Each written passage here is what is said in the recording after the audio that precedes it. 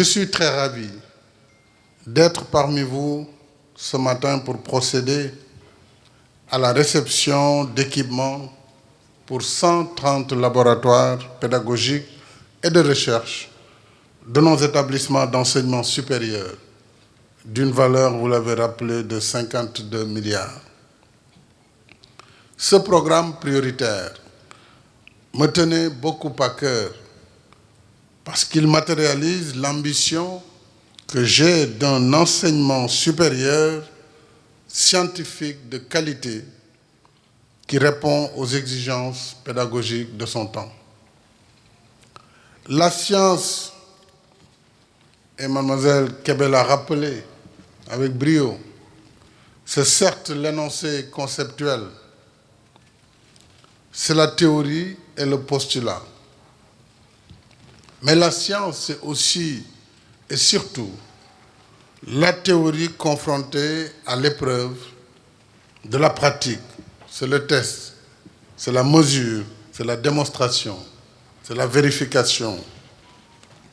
Voilà pourquoi il faut être équipé pour passer de la théorie à la pratique. Au demeurant, la réception de ces équipements scientifiques n'est pas un acte spontané pour parer au plus pressé. Au contraire, c'est le fruit d'une vision déclinée dans notre feuille de route pour le développement de la recherche et de l'innovation dans l'enseignement supérieur. Former dans ces domaines requiert un plateau technique de haut niveau pour l'application pratique des enseignements théoriques. C'est là que se trouve l'ambition du projet de construction et d'équipement de 100 laboratoires nouveaux, laboratoires de travaux pratiques, dotés d'équipements de pointe.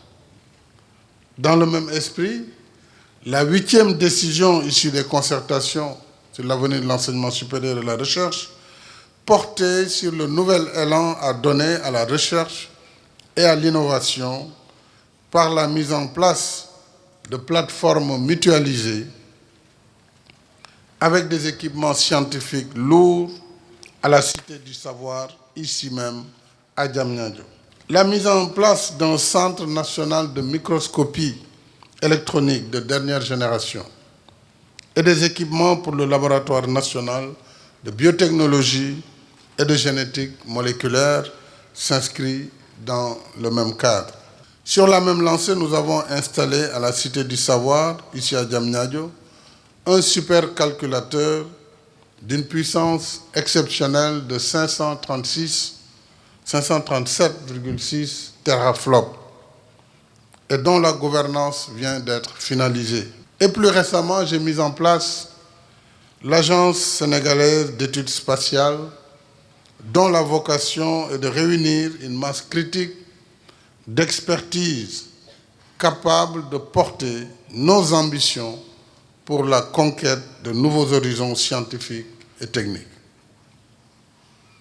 En remettant ces équipements de dernière génération, je souhaite consolider ce nouvel état d'esprit qui doit animer notre système d'enseignement-apprentissage pour le hisser à la hauteur de nos objectifs d'émergence. Ainsi, ces équipements seront répartis entre nos 8 universités publiques, nos 6 instituts supérieurs d'enseignement professionnel, l'École polytechnique de Thiès, l'École supérieure polytechnique de Dakar et les classes préparatoires aux grandes écoles. Nous avons aussi voulu une répartition équitable entre les disciplines cibles, puisque les équipements sont prévus pour des filières aussi variées que l'informatique, l'électricité, la biotechnologie, la biologie, la chimie, la physique, la mécanique, le génie civil, mais également la médecine, l'agriculture, l'agroalimentaire et le sport, entre autres.